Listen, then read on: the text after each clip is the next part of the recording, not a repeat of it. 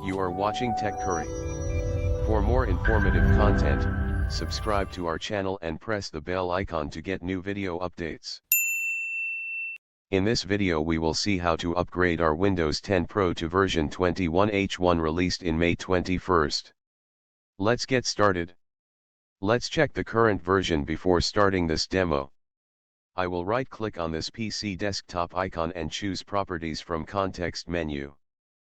Now you can see that current version is 20H2 which was released last year. Now we will open Windows setting by pressing Windows Start and I keys together. Click Update and Security. Now check the Windows Update.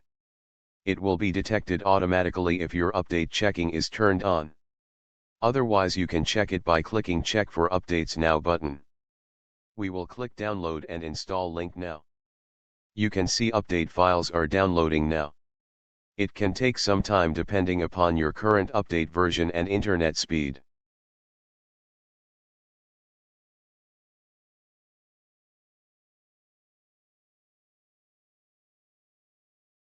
Update has been downloaded.